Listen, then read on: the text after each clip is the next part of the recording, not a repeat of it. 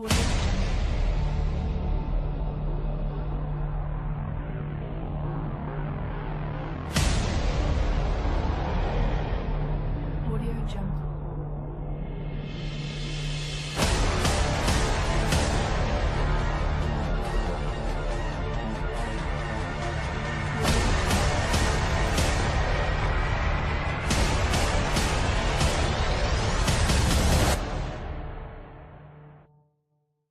Audio.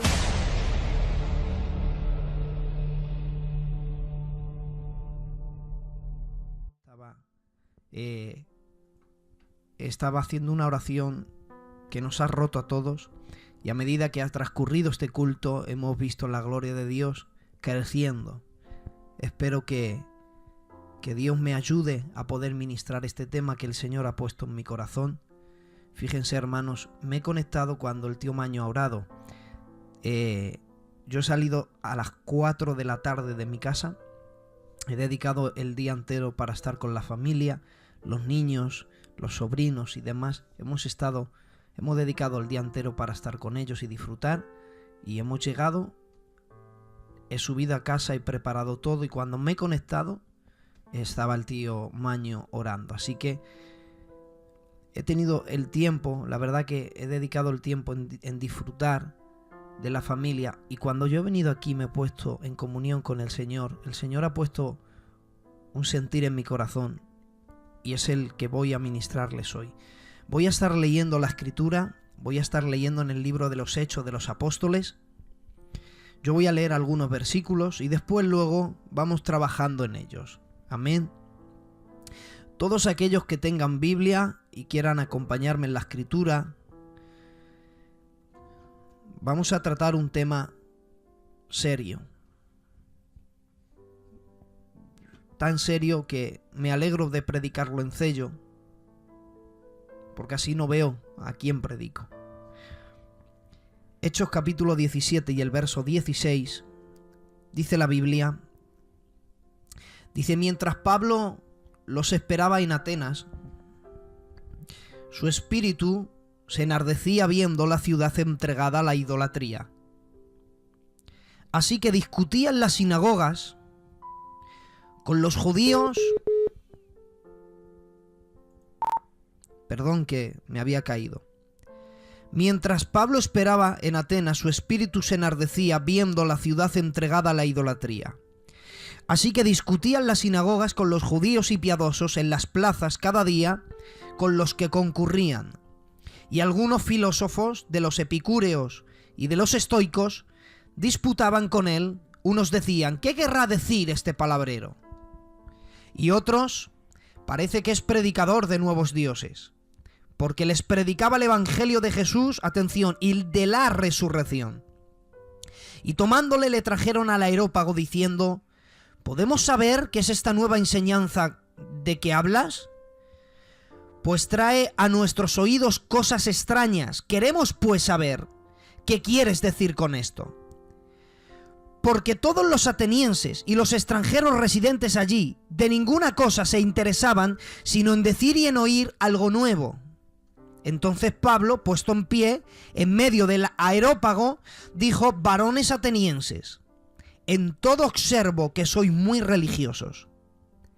Porque pasando y mirando vuestros santuarios hallé también un altar en el cual estaba esta inscripción.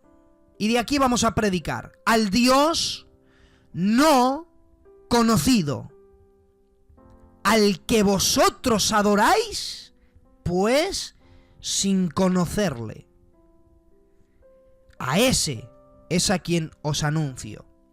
El Dios que hizo el mundo y todas las cosas que en él hay, siendo Señor del cielo y de la tierra, no habita en templos hechos por manos humanas, ni es honrado por manos de hombres, como si necesitase de algo, pues Él es quien da vida a todos y aliento a todas las cosas. Que Dios bendiga su santa palabra en nuestros corazones en esta noche. Fíjense, en el capítulo, esta porción que os he leído está en el capítulo 17 de Hechos de los Apóstoles. a partir del verso 16. Pero en los 16 o en los 15 primeros versículos del capítulo 17 leemos de que Pablo llega a Tesalónica y empieza allí a predicar el evangelio. Y Pablo era una persona que no podía parar quieta. Él predicaba a tiempo y a destiempo. Él siempre tenía que estar predicando. Él tenía su ministerio bien definido. Él tenía su identidad bien definida. Y él sabía que había sido llamado. Él tenía un cometido y lo llevaba a cabo. Era predicar el evangelio. Y él predicaba a todo el mundo. Y él predicaba el mensaje de arrepentimiento. Predicaba a Cristo crucificado, predicaba de la resurrección, y la Biblia dice que los atenienses se pusieron nerviosos a causa del mensaje del apóstol Pablo.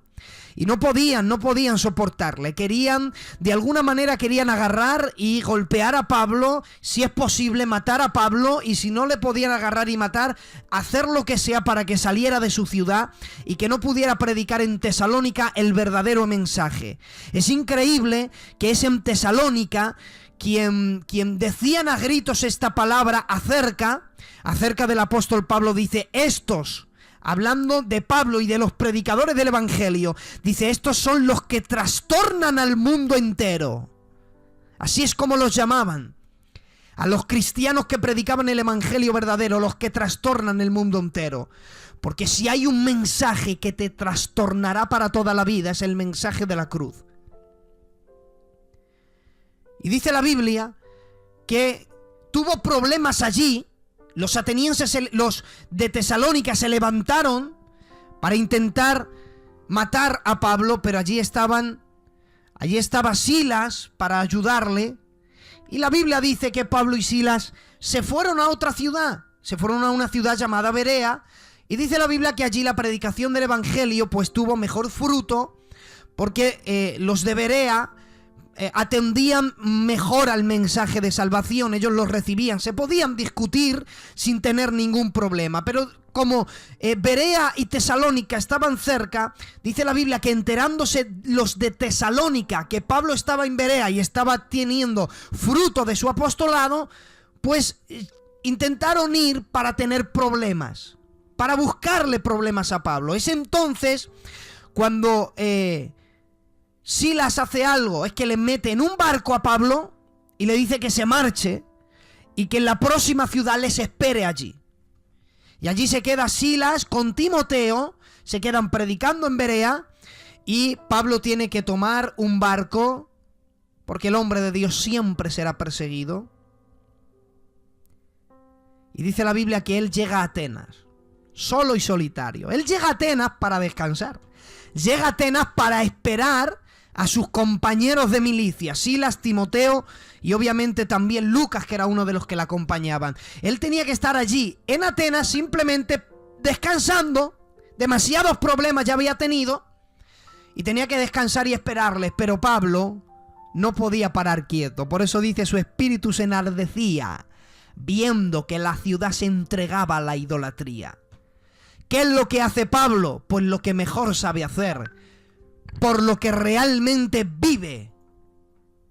Él comienza a predicar.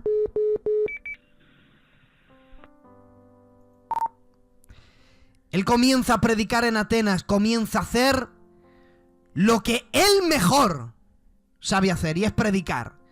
Pero claro, mientras él empieza a predicar, hay gente que empieza a amontonarse. Porque los atenienses, fíjate, el único entretenimiento que tenían los atenienses era que alguien les enseñaba algo nuevo. Imaginaros la cultura de los atenienses. No eran personas que no tenían entendimiento, eran personas que sabían bien lo que hacían. Ellos entendían. Ellos no eran unos indoctos. Ellos sabían bien, estudiaban en escuelas, tenían un gran conocimiento. Ellos conocían muy bien quién era un palabrero y quién verdaderamente predicaba algo de dioses nuevos. Figúrate, en Atenas los atenienses habían sido abducidos por varias doctrinas todas ellas enseñanzas griegas, pero las dos enseñanzas que más florecían en Atenas, pues eran la que enseñaban lo que conocían como los epicúreos y los estoicos. Para hacer un breve resumen muy rápido de unas cortas palabras, los epicúreos, fíjate lo que enseñaban. Enseñaban que éramos átomos en movimiento en un vacío intenso, grande. Y por tanto, como éramos átomos, algo insignificante en un universo,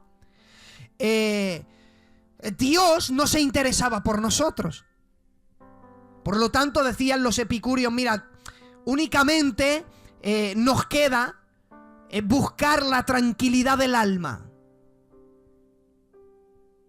Porque figúrate, ellos decían, como somos insignificantes en el universo, Dios se ocupa de las cosas grandes, pero de nosotros no se fija Dios, menos del alma. El alma es algo nuestro. Y fíjate, cuando hablaban de la tranquilidad del alma, en el alma es el asiento de las emociones, la voluntad y el intelecto, era una manera de decir, como Dios no se interesa de nosotros, porque somos algo insignificante en un universo grande, pues olvídate de Dios, pero no tengas una mala vida, ten una vida sana. Buscaban la tranquilidad del alma. Buscaban la tranquilidad de los sentimientos, unos pensamientos razonables y tranquilos. Figúrate lo que los epicúreos enseñaban. Dios no existe, pero eso no te da a ti el derecho de tener una vida mala. Busca una vida buena. Una vida buena sin Dios. Una vida tranquila pero sin la existencia de Dios. Sin embargo, los estoicos eran todo lo contrario. Ellos sí creían en la existencia de un Dios y también del Logos. Pero fíjense cómo lo interpretaban los estoicos. Ellos decían que Dios era fuego, que Dios era materia y que el Logos es la razón, el pensamiento. Y por lo tanto decían que el universo, toda la materia, le pertenece a Dios, pero que el alma que habita dentro del hombre le pertenece al hombre. Que Dios no tiene nada que ver con lo interior del hombre. Todo lo exterior, todo lo materia, le pertenece a Dios, decían los estoicos. Pero el alma nos pertenece a nosotros. Era de alguna manera, para que todos lo entendamos, era para decir que Dios no se mete en la voluntad, en las emociones, el intelecto, que Dios no tiene nada que ver con la vida interior del ser humano. Y esas eran las dos enseñanzas que más predominaban en Atenas, pero aún así estaban deseosos de oír nuevas cosas. Cuando escucharon a Pablo predicar de Cristo crucificado y de la resurrección, que era una de las cosas que los atenienses no aceptaban, la resurrección, ellos, fíjate, en vez de levantarse y golpear a Pablo, ellos le invitan a un lugar llamado el Areópago. El Areópago era un lugar donde únicamente entraban filósofos pensadores, donde tenían algo que enseñar. Ahí no entraba cualquier palabrero. Ahí no entraba alguien que no sabía por dónde empezar ni dónde terminar. Ahí entraba alguien que sabía, que tenía sus creencias bien definidas, que podía defender la fe de lo que creía. Entonces él le mandan al Areópago, le invitan allí a predicar, y fíjate, de camino al Areópago, cuando él empieza a entrar dentro, antes de llegar, para entrar al Areópago, pues tenían que pasar por un lugar donde había altares y ídolos.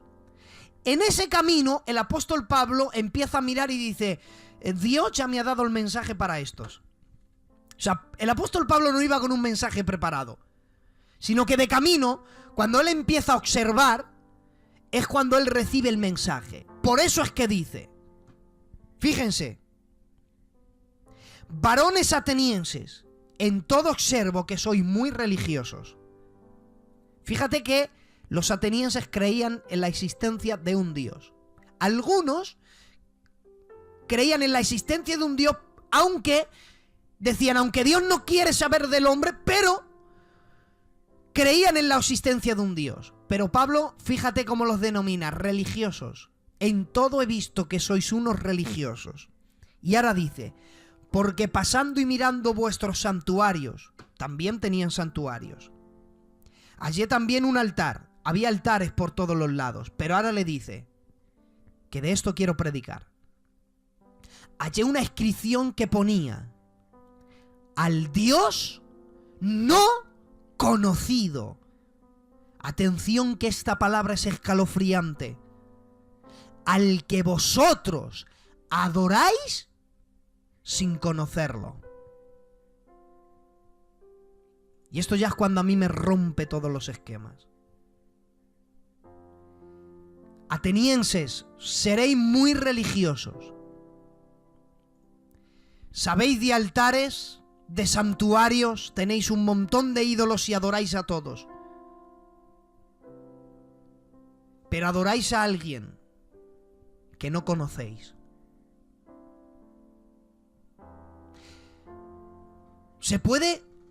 ¿Puede haber gente que sea capaz de adorar a Dios sin conocerlo?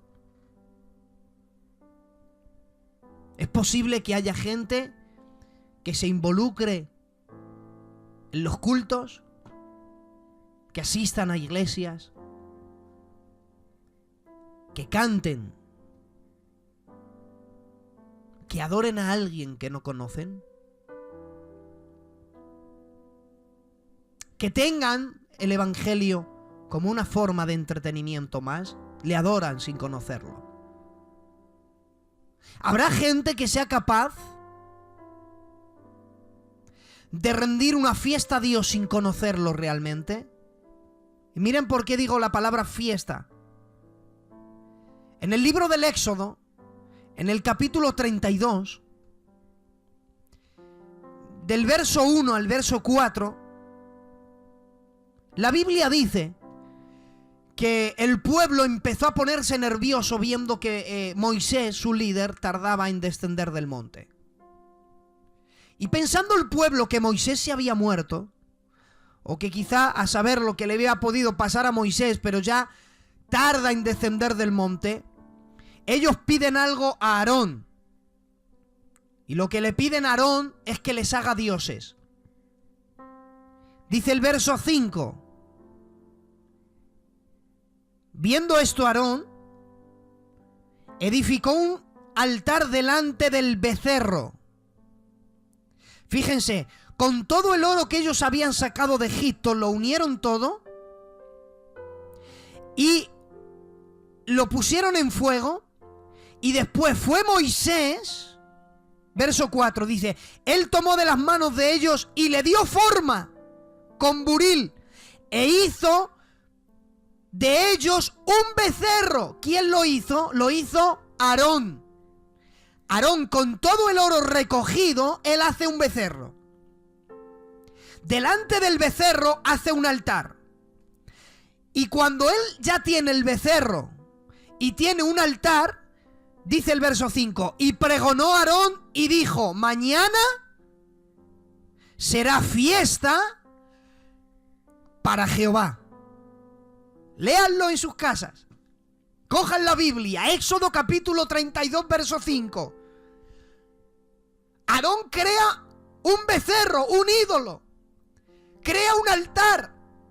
Y dice, mañana vamos a hacer una fiesta, pero ¿la fiesta para quién es?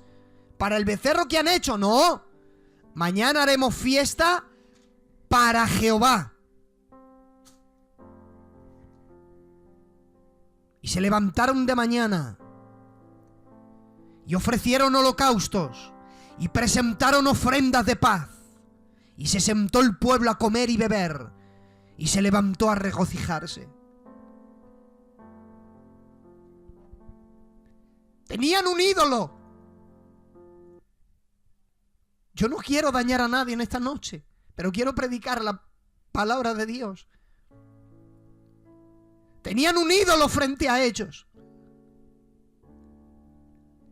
Querían un ídolo debajo del monte y al Dios verdadero alejado. Ellos no es que no quisieran saber nada de Dios. Ojo, ellos querían saber de Dios, querían hacerle fiesta para Él, pero querían tener su becerro.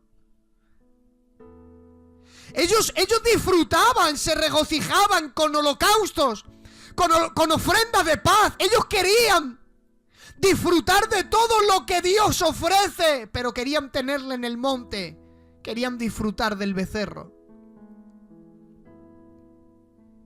Querían un becerro frente a ellos y a un Dios en el monte. Y adoraron. Hicieron fiesta a Jehová, rindiendo culto a un ídolo. Adoraban a Dios sin conocerlo.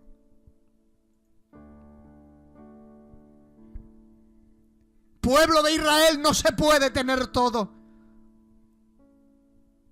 No se puede tener a un ídolo en las faldas de un monte y arriba del monte tener a Dios y que las cosas vayan bien. No se puede tener todo.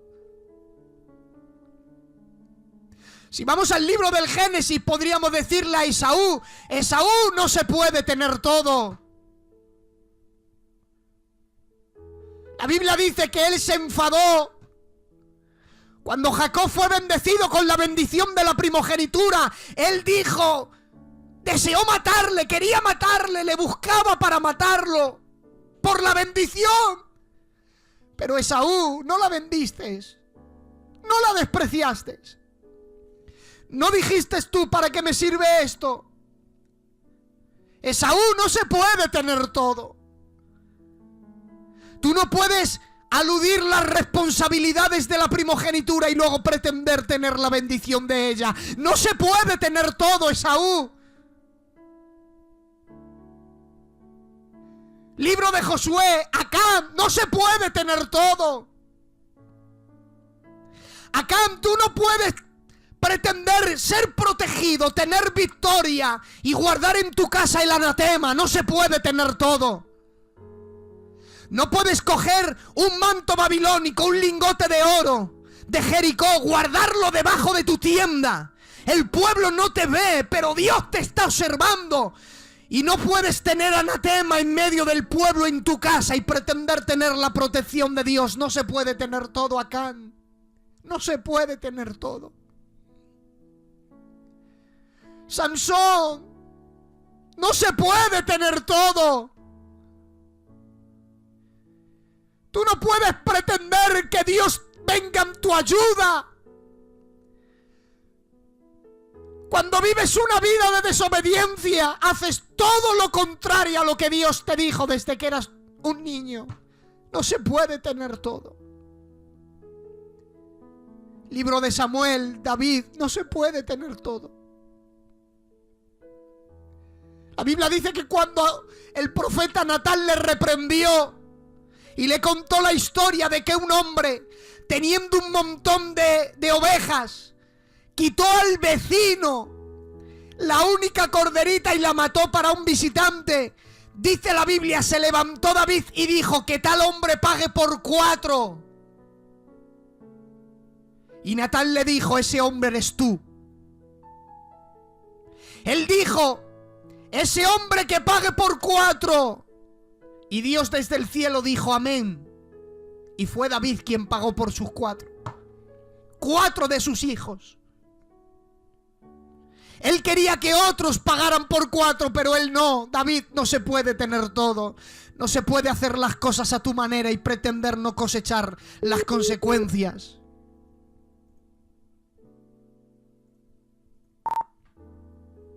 Ananías y Zafira, no se puede tener todo. No puedes pretender mentir a Dios sin pagar las consecuencias. No se puede tener todo. Iglesia de Sardis, no se puede tener todo. No puedes pretender tener el nombre de que vives si estás muerta. No se puede tener todo. La Odisea, no se puede tener todo. No puedes pretender ser tibio sin que Dios te vomite de la boca. No se puede tener todo.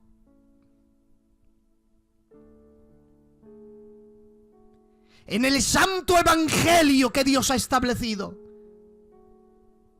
no se puede tener todo. No se puede tener a un Dios, adorarle sin conocerlo. No se puede.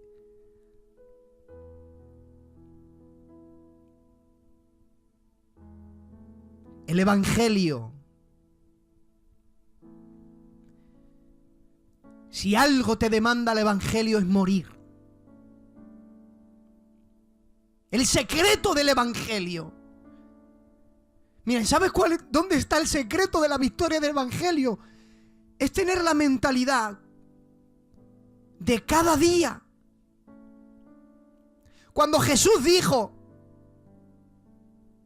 que el que quiera llevar mi cruz, ¿qué dijo? Que la lleve cada 24 meses, cada año. Quien quiera venir en pos de mí, niéguese a sí mismo, tome su cruz. ¿Cuándo? Cada día. Yo te voy a decir algo, no quiero que lo tomes como doctrina, pero yo leyendo este texto he aplicado algo a mi vida y quizás te pueda ayudar. Cuando yo me levanto, antes de yo salir a la calle, yo tengo que decidir llevarme mi cruz y caminar con ella ese día. Y cuando llega la noche y le digo, Señor, gracias por este día. Te pido, Dios mío, que veles sobre los sueños de tu iglesia. Que si vienes tú, Señor, que podamos despertarnos en tu reino. La cruz la dejo en el mismo lugar donde la encontré. Yo no duermo con ella.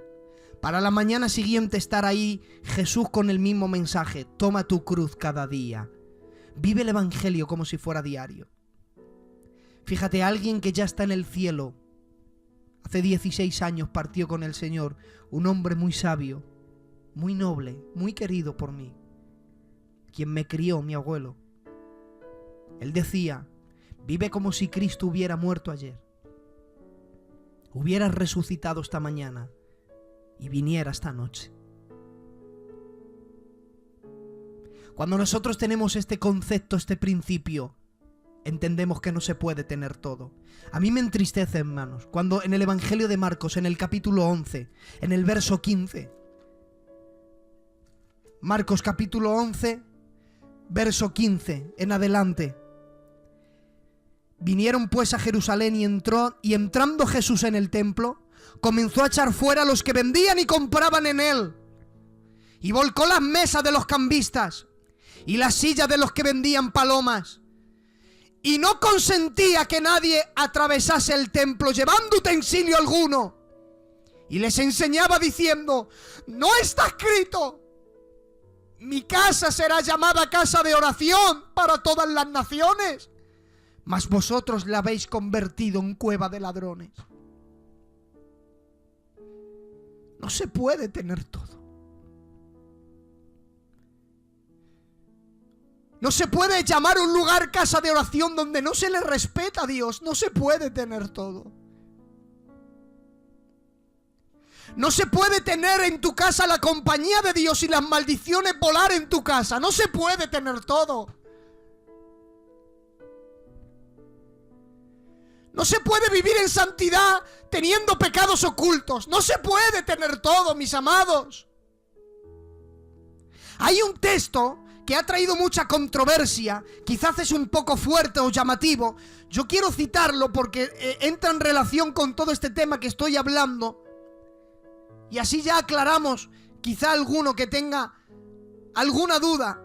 En 1 de Corintios, en el capítulo 11 y el verso 10, mire lo que dice la Biblia. Hablando de los atavíos, dice el verso 10, por lo cual la mujer debe tener señal de autoridad sobre su cabeza por causa, atención, miren la palabra, por causa de los ángeles. Y aquí uno se pregunta, ¿y qué tiene que ver los ángeles con los atavíos? Fíjense, por lo cual la mujer debe tener señal de autoridad sobre su cabeza por causa de los ángeles. En Corintios, que eran griegos, ellos tenían una costumbre. Fíjate, en Corintios las mujeres que tenían el pelo largo era algo normal. Transmitían un mensaje claro, que es una mujer pudosa, sometida. Pero la mujer que tenía el pelo corto era señal de que era una mujer que no había autoridad sobre ella, en ella nadie mandaba. Era libre de tomar sus decisiones. y que también, fíjate, era libre para tomar decisiones, pero no cualquier decisión, sino la decisión de ser una mujer de mal vivir. Y no entramos en detalles porque el detalle de ser una mujer de mal vivir tenía que ver con los mismos pecados de Sodoma y Gomorra. Ahí dejo todo, y quien tenga oídos para oír, que oiga. Entonces, una mujer con el pelo corto transmitía ese mensaje a la sociedad. Un hombre con el cabello largo transmitía el mismo mensaje que una mujer con el pelo corto. O sea, eran las costumbres de allí, transmitían con su manera de vestir, con el pelo, ellos transmitían ese mensaje. Cuando ellos se convierten al cristianismo, algunas de las costumbres que ellos tenían en Corintio intentaron llevarlas consigo a la iglesia, y no se puede tener todo. Por eso es que el apóstol Pablo les empieza a enseñar como niños en Cristo, y empieza a decir cómo es que tienen que hacer las cosas. Y ahora aquellas mujeres que no tenían el pelo largo, pero que se habían convertido y ahora iban a la iglesia, pero ya iban a la iglesia con el pelo corto, para la sociedad les seguía transmitiendo el mismo mensaje. Entonces, para no transmitir ese mensaje, para que los de Corintio no dijeran, pues estos son cristianos, pero se siguen viviendo de la misma manera. Mira a esa mujer con el pelo corto. Y lo estoy haciendo de una manera para que lo entendamos. Para que no transmitieran ese mensaje, Pablo les habla de acerca de unos atavíos, de que las mujeres se cubran. ¿Qué pasa? Que ahí las mujeres no respetaban a nadie.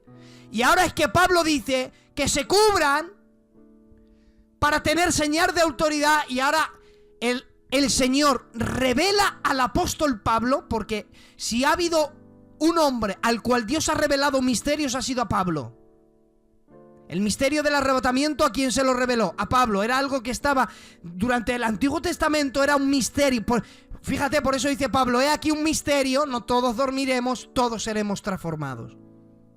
A Pablo se le reveló misterios tan profundos, fíjate, que Pedro dice son difíciles de entender.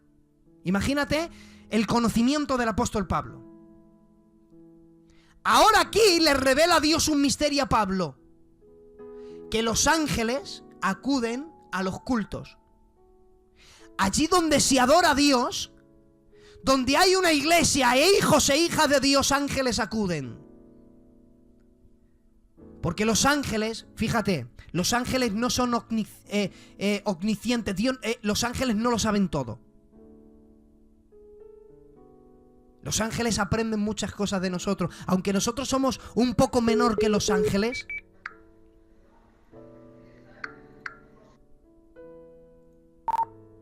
perdón, hermano, me había caído. Aunque nosotros somos un poco menor que los ángeles, pero ellos aprenden de nosotros. Ellos nos miran. Una de las cosas que ellos aprenden, dirán, ¿qué sienten estos humanos cuando Dios los perdona? Eso nunca lo han sentido los ángeles, porque Dios no socorrió a los ángeles que pecaron, sino a la descendencia de Abraham. ¿Te das cuenta? Ellos dirán, ¿qué sentirán estos seres humanos cuando ellos dicen, Señor, Padre, perdónanos? Fíjate, cuando le llamamos Padre, dirán, ¿qué sienten? Porque Él conoce en su lado de soberanía. Y ya hablaremos quizás en otro mensaje este tema.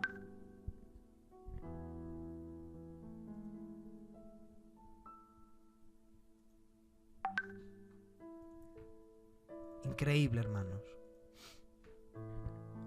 Y Dios le revela un misterio. Y le dice, ¿sabes qué, Pablo? Di a las mujeres de Corintio que se cubran la cabeza. No por nada, porque mis ángeles han venido. Me han hablado a mí, están escandalizados. Porque no se respeta, no se me respeta a mí en mi propia casa. Hasta los ángeles se escandalizaban del comportamiento que había en medio de la iglesia. Porque pretendían tenerlo todo. Pretendían tomar la Santa Cena borrachos. Pretendían disfrutar de una cena teniendo a los pobres en la calle sin darles de comer, pero solamente entraban los ricos, a los pobres los dejaban fuera.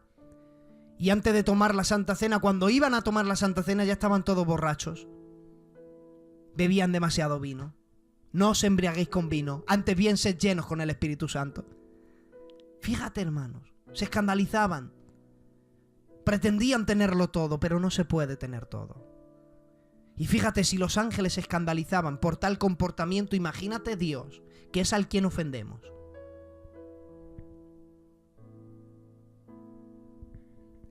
¿Se escandalizará Dios de su comportamiento?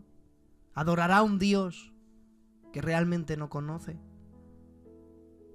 Y escúchame, hermano y hermana, amigo, amiga que me estás escuchando, no es momento de excusas. Es momento de arrepentirse.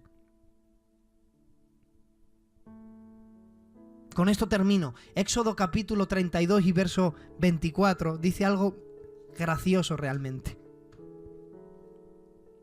Cuando Moisés desciende del monte, Moisés recrimina a Aarón y dice: ¿pero qué has hecho? Mira lo que le contesta Aarón.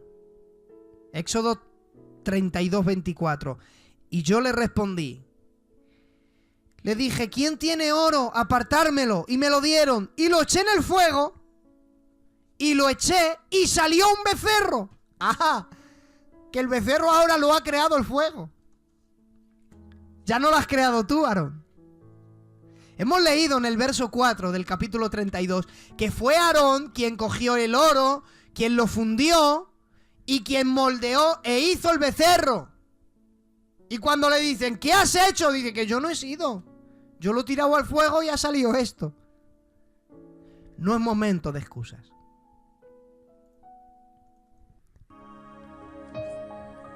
Es momento de adorar a Dios,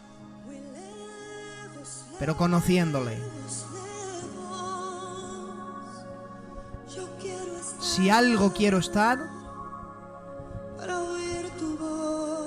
es estar en un lugar para poder adorarle. Quiero que oigas esta alabanza, por favor.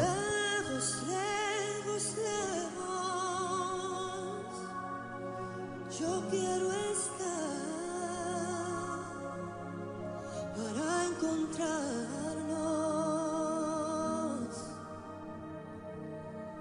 Nada importa más. Y mi deseo es decirte: para adorarte vivo yo. Para adorarte vivo yo, vivo para adorar.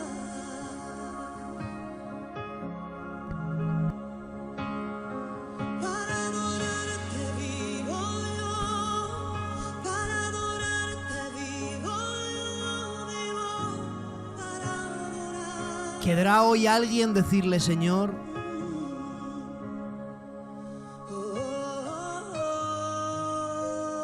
quiero conocerte realmente? Conocer quién eres tú. Que trastornes mi mundo, Señor. Que si es necesario, como a Pablo, me hagas sufrir por tu causa. Dijo Jesús: porque esta es la vida eterna. Que te conozcan a ti, al verdadero y único Dios, y a Jesucristo a quien tú has enviado. La vida eterna se disfruta conociendo a Dios. Y yo te invito hoy que conozcas a alguien que puede trastornar tu mundo, pero convertirlo en un mundo que ni en sueños has podido imaginar. Padre, yo oro por la congregación que me esté escuchando en estos momentos. Que tu Espíritu Santo comience a trabajar allí donde están. Y que tu palabra que ha sido sembrada corra, sea glorificada. Y haga la obra para la cual la has enviado en esta noche. Gracias, porque no hay mayor cosa que adorarte a ti. Gracias, gracias, gracias.